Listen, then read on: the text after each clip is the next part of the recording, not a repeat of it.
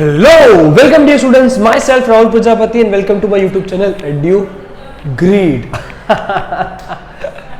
चलो तो अपने स्टार्ट करते हैं। बेसिकली जो वर्क एनर्जी पावर वाला पार्ट 1 था वो हमने डन किया। प्रीवियस लेक्चर में हमने कहाँ तक वर्क के बारे में देखा था। आज वाले जो लेक्चर में हम पावर और थोड़ा बहुत एनर्जी में 3 पार्ट में वीडियो बनाया है। जो बच्चा लास्ट के आंसर देगा, लास्ट में जो आने वाले और बीच में जो पूरा वीडियो देखेगा उसको मैं शाउट आउट दूंगा। आपको सिर्फ करना क्या है, कमेंट बॉक्स में सिर्फ और सिर्फ क्वेश्चन का आंसर देना है। वीडियो के एंड तक बने रहना बच्चा, पूरा कंटेंट एब्जॉर्ब करने के लिए। चलो तो स्टार्ट करते हैं। तो पावर क्या समझते हैं हम? भाई ये इंसान ज्यादा पावर वाला है, ये इंसान कम पावर वाला है, ठीक है ना। अपने अलग अलग कंसीडर के फॉर्म में करते हैं। बट फिजिक्स में जो पावर होती है वो ऐसा बताता है कि काम मतलब वर्क। ओके, जो पर्सन कम टाइम में ज्यादा काम कर सके उसका पावर ज्यादा। जो पर्सन उल्टा बोल दो, इसका मतलब ज्यादा समय ले कम काम करने के लिए पावर कम। ठीक है बच्चा। तो पावर को डिफाइन किया कैसे जाता है कि आप कितना जल्दी काम कर लेते हो, पावरफुल हो। ओके, तो rate of doing a work is called, work तो इतना भूल गया है, rate of doing a work, कितनी स्पीड से आप काम करते हो। इसकी वजह से फॉर्मूला भी क्या आया बच्चा, power equal to work done upon time. क्या आया, work done upon time. Okay, rate का मतलब याद रखना, हमेशा जब भी रेट शब्द है, रेट मतलब आपको टाइम डिवाइड करना है, हमेशा याद रखना। कहीं पे भी बोल देते हैं कि भाई what is velocity, rate of change of displacement, कितनी स्पीड से चेंज हो रहा है। रेट मतलब समय के साथ आप उसकी गिनती करते हो। तो फैक्टर्स की बात करूं कि कौन से फैक्टर्स पे पावर डिपेंडेंट रहेगा, तो हमको तो यहाँ पे बेसिक जो फॉर्मूला के अंदर जो पावर के मुझे दिख रहे हैं वो वर्क है और टाइम ही है। ठीक है, तो वही चीज देखते हैं हम पावर का भी। तो पावर बेसिकली क्या होगा, power produces or used by a body in a machine is directly proportional to the work done. मतलब जितना ज्यादा पावर उतना ज्यादा वर्क डन। बोल सकते हैं कि डिपेंडेंट है, जितना ज्यादा वर्क करोगे उतना ज्यादा पावर ही मिलेगा। और दूसरा भाई इनवर्सली प्रोपोर्शनल टू टाइम, यही तो फॉर्मूला देखा ना बच्चा, power is directly proportional to work, powers in inversely proportional to time. मतलब क्या, जितना ज्यादा वर्क उतना ज्यादा पावर, जितना ज्यादा, एक किलो।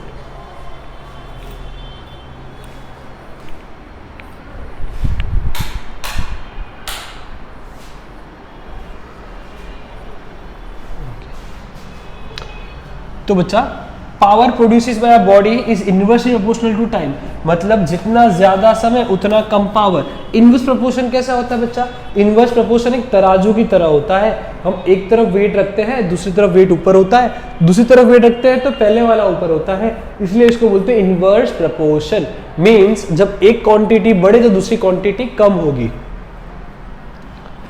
और आगे बढ़ते हैं। अब मैथमेटिकली अगर मुझे इसको डिराइव करना है तो कैसे करेंगे, एक और फॉर्मूला है जो हम इसको हेल्प करता है हमको करने के लिए। तो वर्क बेसिकली क्या होता है, फोर्स इनटू डिस्प्लेसमेंट होता है बच्चा। ओके, और पावर जो हमने सीखा that is work done by time. Equation number 1, इसकी वैल्यू जो है मैं इसके अंदर पुटअप कर देता हूं, तो क्या हो जाएगा, force into displacement upon time. बच्चा डिस्प्लेसमेंट अपॉन टाइम क्या होता है, वेलोसिटी होता है। क्या होता है, वेलोसिटी। तो पावर क्या हो गया, फोर्स इनटू वेलोसिटी। पावर जो हो जाएगा बच्चा वो क्या होगा, फोर्स इनटू वेलोसिटी। ओके बच्चा, समझ में आया? तो आगे बढ़ते हैं। समझ में आया तो या तो हमको समझ में आ गया। अब थोड़ी पावर्स की यूनिट भी हम डिस्कस कर देते हैं। तो पावर की यूनिट डिस्कस करते हैं। तो बेसिकली पावर हमने देख लिया, ऐसे हमने देखा था, ये तो है ही है। तो एक और चीज मैं आपको दिखाता हूं जो दिखाना बहुत जरूरी है। Okay, zoom. तो बच्चा हमने देखा power is equal to work done divide by time. We generally measured work in terms of joule and time is in second. And joule per second प्रेम से, दिल से, उसको हम बोलते हैं वॉट। क्या बोलते हैं बच्चा, वॉट। तो यहां पे हमको जो डिराइव करना है 2 यूनिट का पावर, सीजीएस सिस्टम में और एसआई सिस्टम में। ठीक है बच्चा, अब थोड़ा आपको आइडिया आएगा यहां से। अगर सीजीएस सिस्टम में बोलूं तो वर्क का यूनिट होता है अर्ग। क्योंकि बताया तुमको जूल और अर्ग का रिलेशन भी हमने डिराइव किया था।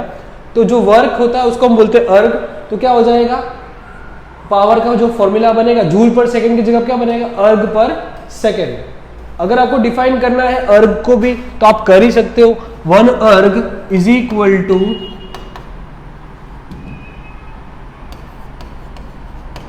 1 gram centimetre square upon second square, ये होता है अपना अर्ग। साथ ही साथ ये सेकेंड और आ गया तो क्या हो जाएगा बच्चा, ग्राम सेंटीमीटर स्क्वायर, सेकेंड स्क्वायर और सेकेंड क्या हो जाएगा, सेकेंड क्यूब हो जाएगा। ठीक है, ऐसे सिस्टम में देख लेते हैं। सिमिलरली तो देख लो ऐसे सिस्टम में क्या आ गया, जूल पर सेकेंड, जिसको हम प्रेम से बोलते हैं व्हाट। जूल का कन्वर्जन देखना है तो 1 जूल जो लिखते हैं हम क्या लिखते हैं, kilogram metre square upon second square, और ये सेकेंड एक्स्ट्रा आ जाएगा तो यहाँ पे भी आ जाएगा। तो जो फॉर्मूला बनेगा क्या बनेगा, kilogram metre square upon second raise to -3। ठीक है बच्चा, अभी हम बात करते हैं एनर्जी की। एनर्जी क्या है सर, ठीक है। तो एनर्जी, एक बात बोलो कि आप जितना खाना खा के आओगे उतना ही काम कर पाओगे, सही के गलत, कि जितना ज़्यादा अपने ने खाया है, जितने पास एनर्जी है उतना ही अपने वर्क कर पाएंगे। तो बेसिकली एनर्जी को डिफाइन करना हो ना, ability of doing a work, आप कितना ज़्यादा वर्क कर पाते हो, आपकी एनर्जी है। आप कम काम कर पाते हो मतलब एनर्जी लो है, ज़्यादा काम कर पाते हो तो एनर्जी एकदम फुल हाई है, समझे बच्चा। तो यहाँ पे डिफाइन करेंगे हम एनर्जी को। Energy is basically what, a capacity of a body to do work. अब ये जो एनर्जी और वर्क है ना बच्चा, ये बहुत ही क्लोजली रिलेटेड है।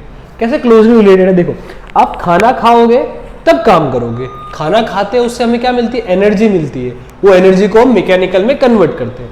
That means energy and work are correlated to each other, means जितना एनर्जी होगा आप उतना ही स्पेंड कर पाओगे वर्क में। ठीक है, इसलिए यहाँ पे एक रूपपूर्ण रिलेशन बताया कि जितना वर्क डन कितना होगा, जितनी आप एनर्जी स्पेंड करोगे। इसी की वजह से ही जो यूनिट होती है किसकी, वर्क डन, क्या बेसिकली क्या हो गया, कोई जितना आप वर्क करोगे उतना ही आप एनर्जी स्पेंड कर पाओगे। उसी की वजह से क्या होगा कि आप का जो यूनिट है वर्क का और एनर्जी का वो इक्वल होगा, मतलब दोनों को दोनों आप जूल में ही मेजर करोगे। ठीक है बच्चा, चलो आगे बढ़ते हैं। अब यूनिट्स ऑफ एनर्जी, तो हमको ही पता है अलग अलग फॉर्म ऑफ एनर्जी होती है। हीट एनर्जी होती है, फिर मैकेनिकल एनर्जी होती है, फिर लाइट एनर्जी होती है, इलेक्ट्रिकल एनर्जी होती है। सबकी यूनिट पढ़ाओगे क्या, अरे हाँ सबकी यूनिट पढ़नी ही पड़ेगी। बोले सब जगह भागना ही है, अरे भागना नहीं है, करना है। ठीक है, तो यूनिट्स ऑफ हीट एनर्जी, तो यूनिट बेसिकली यूट की जो एनर्जी है, अभी तो हमको ही पता है heat is a form of energy, तो हम उसको मेजर करते हैं हम जूल में। बट बहुत पुराने जमाने के जो लोग थे वो जो एनर्जी को मेजर कर, मतलब हीट एनर्जी को मेजर करते थे कैलोरी के अंदर। तो भी जो हमको ही पता है, अगर आप किसी चीज को किसी यूनिट में मेजर कर रहे हो तो इस यूनिट को डिफाइन करना पड़ेगा, मतलब आपको बताना पड़ेगा आपका जो यूनिट है उसका बेस क्या है। तो इन्होंने बेस क्या लिया, दिखाता हूं मैं आपको, कि अमाउंट ऑफ हीट रिक्वायर्ड, भाई आप कितनी हीट दोगे किसको, 1 ग्राम सब्सटेंस को, okay, amount of heat given to 1 gram of substance to increase its temperature.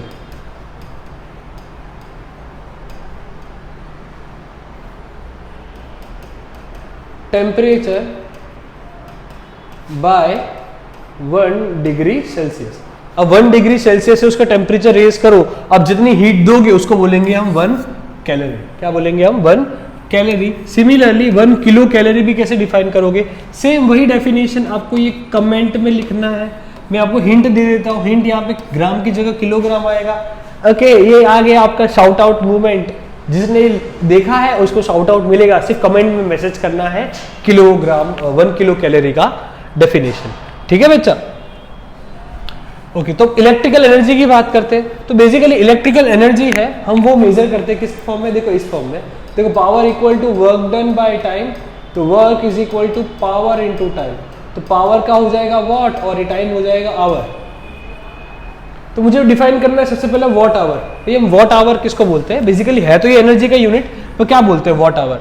तो बताना है आपको, when in electric power of 1 what, अगर आपका 1 वॉट का पावर फ्लो करता है कितने घंटों के लिए, 1 आवर के लिए, तब जो एनर्जी मिलेगी उसको हम बोलेंगे 1 वॉट आवर। क्या बोलेंगे उसको हम? 1 वॉट आवर। मतलब क्या कि इलेक्ट्रिकल पावर मतलब 1 वॉट जितनी एनर्जी फ्लो करती है 1 घंटे के लिए पूरे के पूरे सिस्टम के अंदर, उसको अपने बोलेंगे 1 वॉट आवर।